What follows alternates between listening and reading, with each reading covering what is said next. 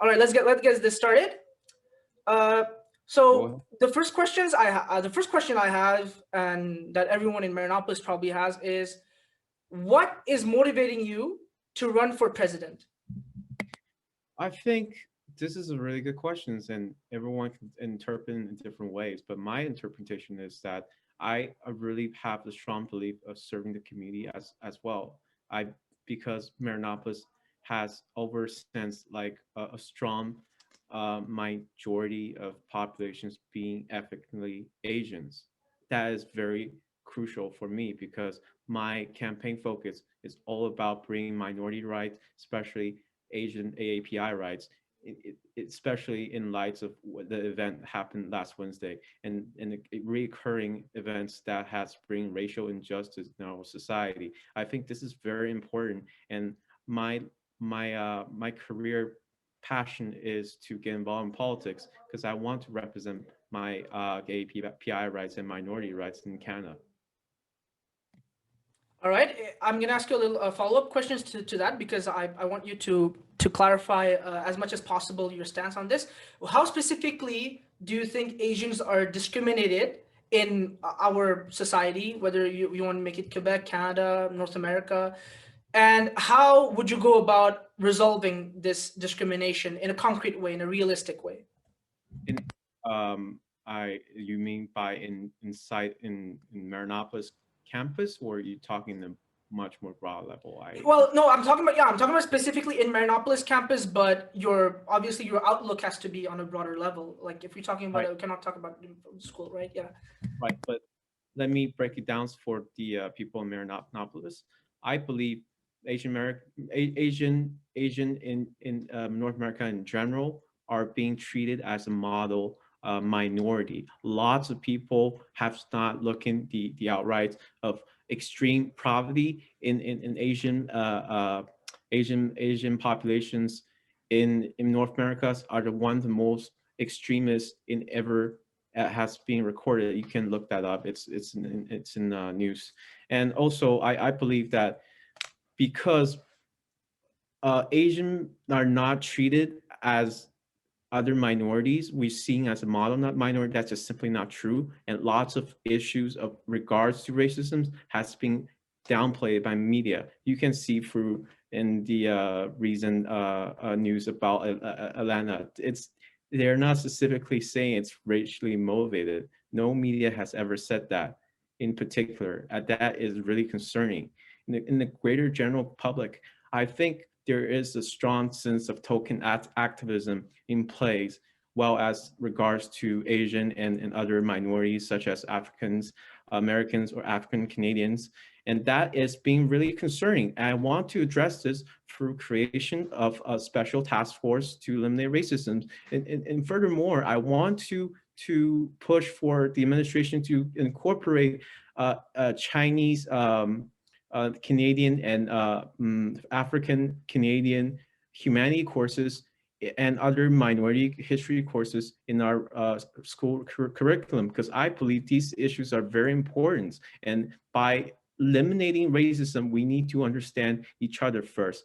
Therefore, I think I want to address these issues in the Marinopolis campus focus ways. But in the broader sense level, I want to much more get involved in our local politics, or even talk about Canadian politics in general, is to just really represent Asians and minority rights. I want to be the role model to be, hey, other people, you can be like me, you can have a voice in the government, you can be half a person to depend on. I want to be like that in our society, or even talk about in terms of Marinopolis campus. All right, thank you. But you're running for Marinopolis president right now, so let's start from the bottom, or shall we? Talk All about like, right. and so I want to address that. Yeah, of course, of course. And so, kind of relate to that. By what metric would you measure your success as a president? So at what point how would you measure it? Like when you talk about racism, for example, how would you say that, okay, there is a reduction in racism, or there is a reduction in discrimination? By what metrics, sorry, would you measure it? By whether it's a statistic or anecdotes, how would you measure it?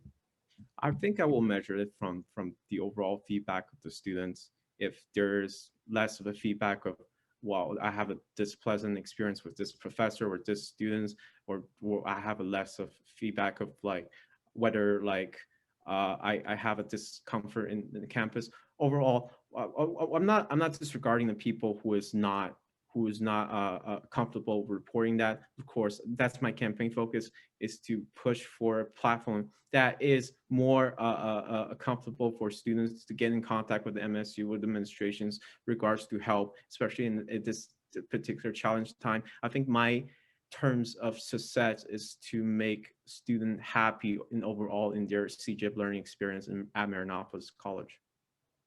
All right, thank you very much. So now we're going to move on to into some more, the nitty gritty stuff a little bit for the questions. So this is more hypothetical ones to see like put you in a situation and see how you would react. So if a student asked you for advice on how to best contribute to the Marinopolis community, what would you tell them? What I would tell them is to follow their passions, follow their career path, follow what's most interested in their way, in the way that they can contribute back to Marinopolis College in terms of volunteering, in terms of getting involved with Congress, which is in terms of building up clubs. We seen these in Marinopolis College, and we are the only English CJEP CJEP in English English CJEP in Montreal that has the most active, and I will further encourage students to get involved in clubs, Congress, or just any other project or initiative they want to be involved with, because the sky's the limit. Don't stop. All right, that's nice. So, okay, next one is, if one day you have to choose between fulfilling your duties as a member of Congress, in your case, the president of the Marinopolis Student Union, or your duties as a friend to that person personally, what would you choose to do? I will choose both, but everything has a priority, of course.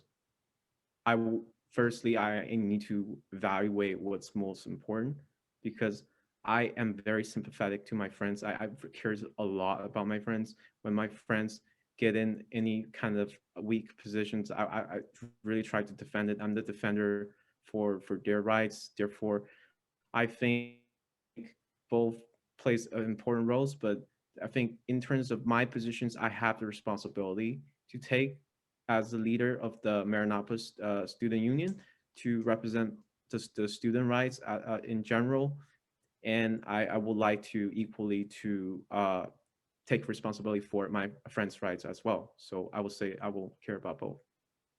All right, so you would defend you would help your friend as a Marinopolis student as well.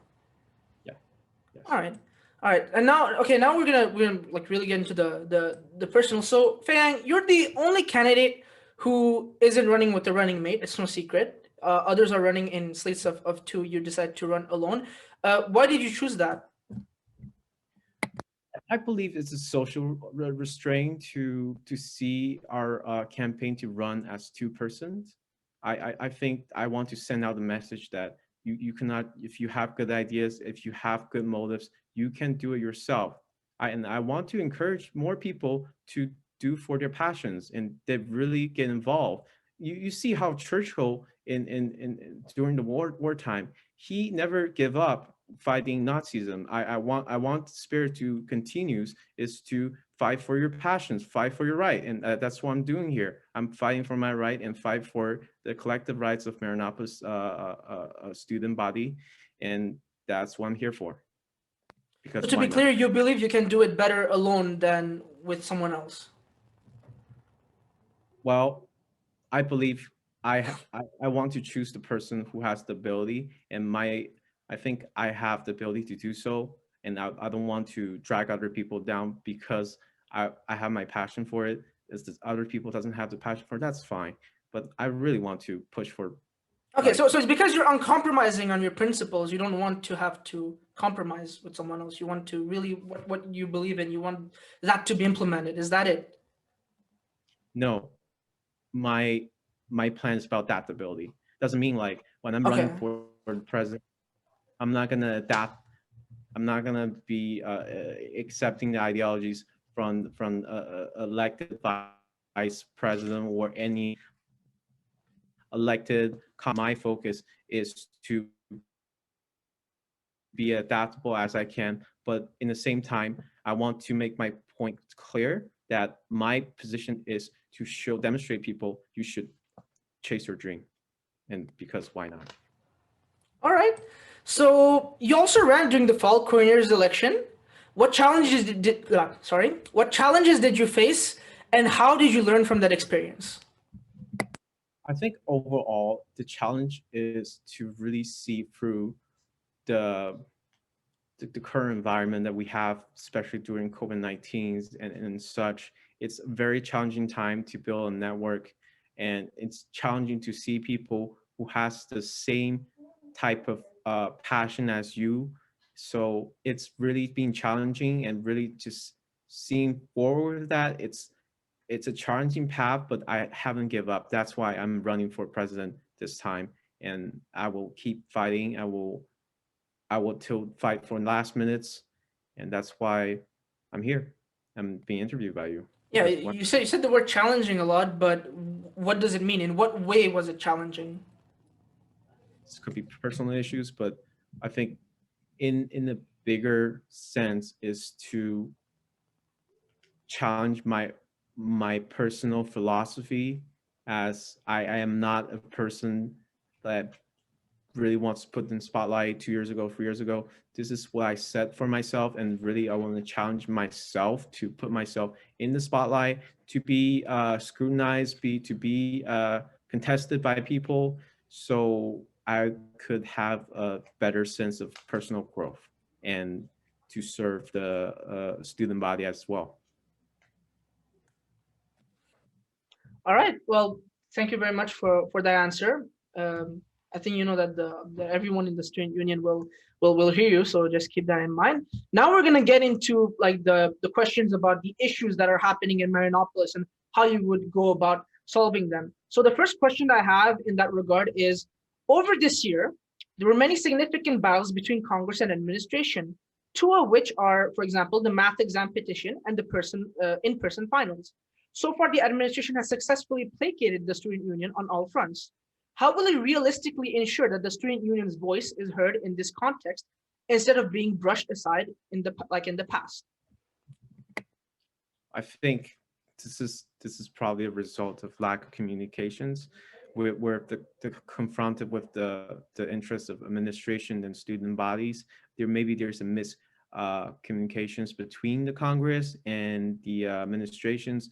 There need to be clarifications for that to be resolved with, because I know personally that I'm really affected by the online learning environment. I'm sure there's a lot of people who has the same issues. Therefore, I believe this issue should be more talked through with the Congress itself, and with the administrations. There need to be a open dialogue and back and forth dialogue that has more transparencies to the student body and towards the administrations. Therefore, I think a way to resolve this is through an open dialogue that is transparent. All right, thank you very much. And kind of related to the question I just asked you, one of the major points of concern over the course of this and the last semester was the petition for the reduction of students' tuition. A lot of students are struggling during COVID, obviously, and as a result, this petition was supported by a majority of the student body, an overwhelming majority, actually. However, this petition was ultimately ineffectual, and it was shot down by the administration over both semesters, as reported by the Marinopolis World Review. What is your stance over on the administration's decision? I'm not 100% in agree with demonstrations. I'm sure they have their own reasons to not change the tuition fees, but I think overall we all being impacted by COVID-19, and tuition fees in terms of other academic costs are crucial for our student bodies, and there needs to be a way to to alleviate some of the financial strains of students should have, either through a means of reduction of tuition fees or through a means of recovery fund or additional financial aid that administration should provide.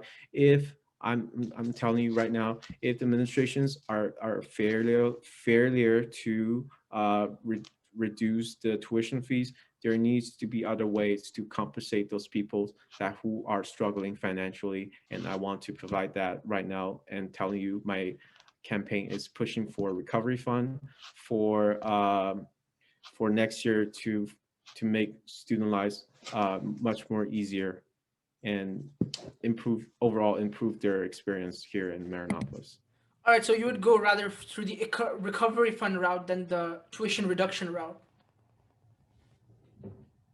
I'm saying that if negotiation with the administration doesn't work, I will go for a recovery fund, but I will fight for my best to reduce the tuition fees for all Marinopolites. All right, so you will fight the administration over a tuition reduction. I will negotiate with them. I will work for them. We're using fight as like in negotiate, like if a union fights with management, not right? A direct fight between MSU with administration. That's never going to work. I'm talking about negotiations. Yes. All right. Well, then that works for me. Next question is, in response to the many mental health issues that come with 2 semesters of online school, many projects have been started to combat any difficulty that students may have in this domain. Many of these projects, though, have not seen the success that was expected.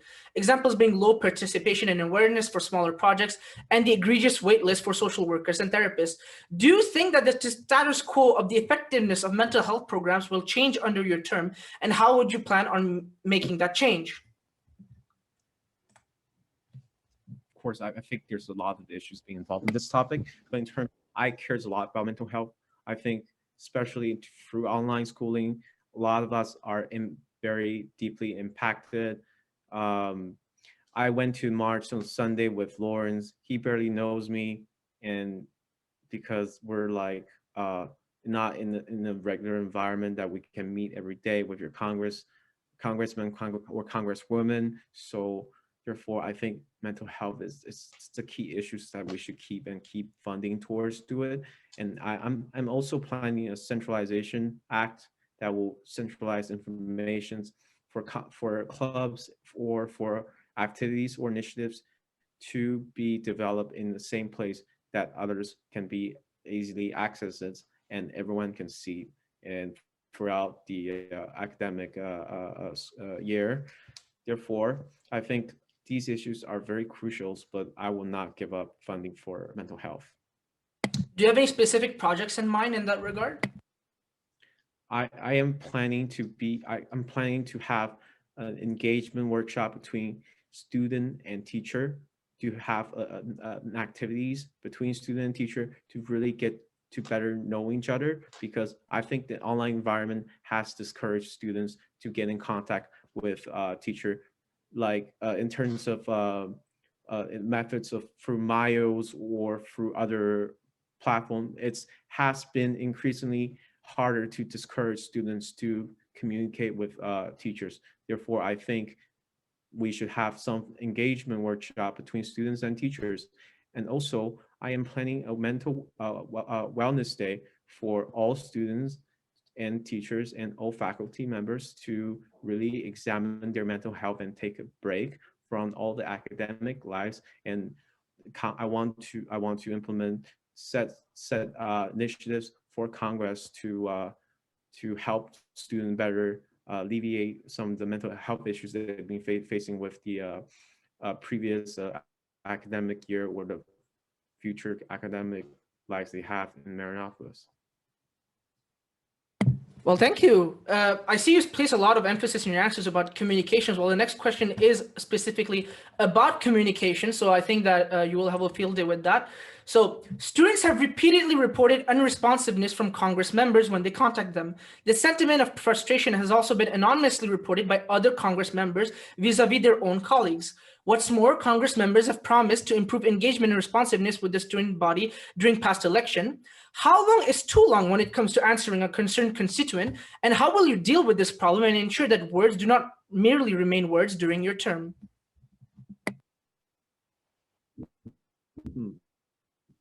That's good questions. Also, I want to mention centralization policies I have mentioned before has addressed partial to that questions.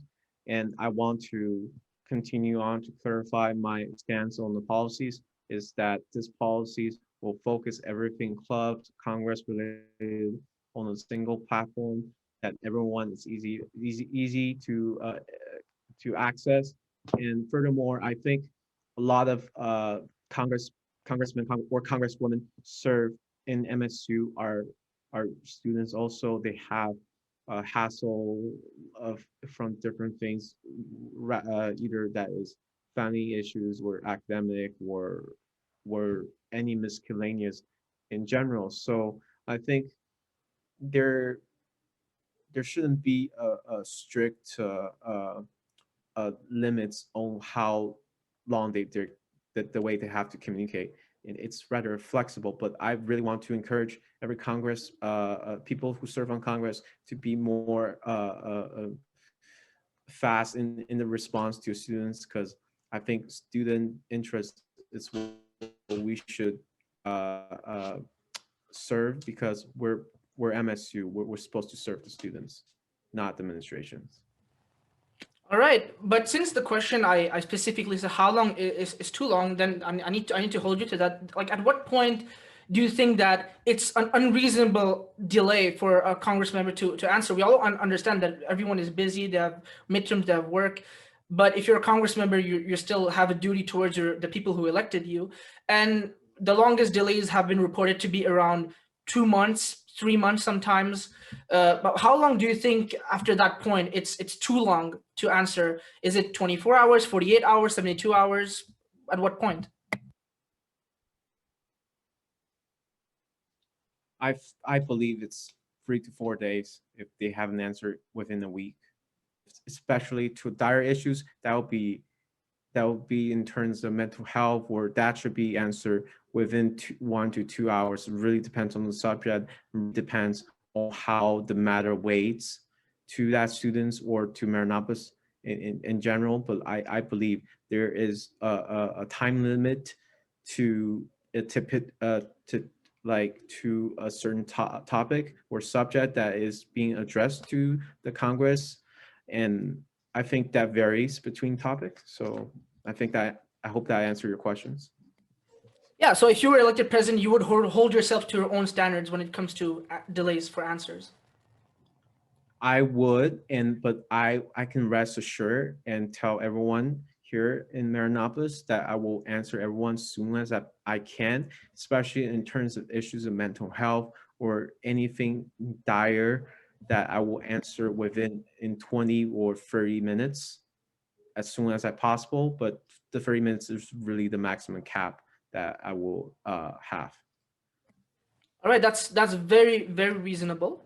So then the next question is about right. All right. So over the past 3 semesters, Congress has seen and supported many projects concerning climate change, the majority of which turned out to be unimpactful to some extent in the grand scheme of things.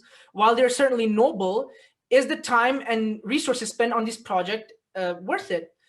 And could that time be spent instead on more impactful initiatives to the student union? A few examples being mental health, academic integrity, student life, thing that I've mentioned before. Do you think that it would be better to focus on the issues that are closer to home before tackling the ones abroad, and why or why not? I believe it's more a gesture than an actual actions to be committing in certain actions environment. But I think in terms of that, it shouldn't be totally abandoned, because it is in our best interest to send a message to the student body or to broader society that we cares about our environment, because environment's important. But I think it's more pragmatic to start projects smaller and to gain momentum, such as the project like Green Mary. I think I really want to focus on those clubs that who has a available resource and who has a steady plan to grow on their behalf to make their clubs bigger, than to advocate for a better initiatives for Marinopolis student body to have in terms of environment. Okay, well, that's certainly a thorough answer. So there's the last questions. Well, one of the last questions, depending on how much time we have left. But I think this could be the last question. So this is a really important question. I think it's like fresh in everyone's memory. So I think this will very much this is very much relevant. A divide has emerged within the student body when it comes to school reopening. Yesterday, vocal reopening advocate Tamir Ben Eli wrote a post on the MSU Facebook page lamenting the school's still fully online education, while high school students are being allowed to go back on campus full time.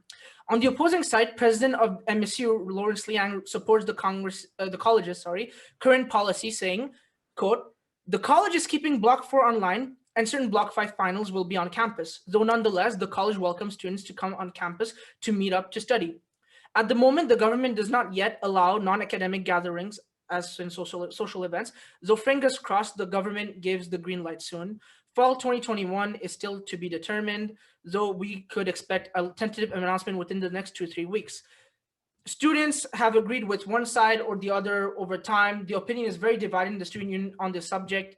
What is your stance, and how would you bridge the divide between students on that subject?" I think in terms of government protocols or the orders from the provincial governments, it's beyond MSU controls. There are certain things that we can have and some certain things that we couldn't have. It's clear that our next year's instructions are not in finals, but I want to have adaptability within that and to have a plan that has alleviate some of the student stress that they haven't so far. So I think in terms of addressing that, I want to have a better support in terms of academic tutors or just academic and social in terms of that. I want to have more support on that to alleviate some of the stress or some of the problems that students have right now. Then in terms of modes of instructions, that part, it's unclear for everybody. But I want to rest assured to the general Mary populations that I will do my best to have a steady plans to have in the future to address to the student bodies, that we will have a steady flow in the transitions either to a next online instruction year or a year with in-person or hybrid mode. But in terms of finals, I want to make my points clear on this matter, that I have received from my constituents that they are not feel comfortable to be on campus for the final exams, and want to relay that message to everyone who's reading, that I feel the same way, because everyone's unprepared in certain levels, and we're not receiving the same levels of support from a school that is in person. Therefore, I think I want, in certain degrees, I sympathize and I agree with them that it's kind of cruel for them to conduct their exam in person. But I also understand from the administrative degree that they want to ensure the integrity of the examinations. But I encourage administration to look forward to a more adaptive plan for them to make students feel comfortable, but also as well as increase the levels of academic integrity in terms of exams. Actually, that last point, academic integrity, I said it was the last question, but you actually reminded me that we haven't discussed academic integrity. So about academic integrity, it's no secret that there's a lot of violations when it comes to academic integrity going on. We won't go into specifics or name drop, but there have been many instances reported. There have been students who have been, expelled from colleges. No, not mentioning in specific colleges, but there's been many reports of that. So it's obvious that online school enables academic integrity, especially when there's no invigilation. So how would you go about in a realistic way as a student union president to, if not enforce, at least encourage students to partake in academic integrity? I think this is the most important is how the level of student engaged with the teachers are, because I have rough time for my English, and I really want to thankful for my professor John Vincent, who helped me out and adapted in his class. I really hope that the levels of engagement between student and teacher could be much more stronger to discourage student from breaking the IPESA or the academic integrity in generals. That's why I'm pushing for a campaign that has a workshop of student and teachers engagement. I think that's very important. That discourages students from cheating, because if they have a better support from teachers and they have a better relations, they will not have the same levels of academic violation as we're seeing right now. And furthermore, I really trust students themselves. I don't want overemphasize on how much MSU is putting. I don't want to add additional strength to the students that they already experienced through COVID or just academic in general. I think that's very important. Is to we need to have a degree of level of trust to students, so they trust us and we trust them. Therefore, to build back better Marinopolites.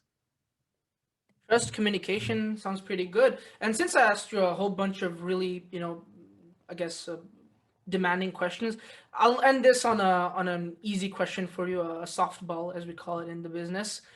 What sets you apart from the other candidates? What makes you unique as a person or as a candidate, however you want to approach this? I really want to get know of every single person in Marinopolis, and I'm doing this. I'm trying to do this. I I try to organize things for people that it's in my friend circle, or even extend to that. I really want to encourage people to get to know me, or just get to know each other, because I think that's important. I want to use my social network to build up a better social network in Marinopolis, to help each other to understand each other's, so everyone could have a much more pleasant time through this very difficult times. I think that's what stands out from me, from different candidates. And I really want to look forward to really get to know each other, despite of this campaign being successful or not. But this is my main focus, is to really get to know each other and really make friends out of everyone.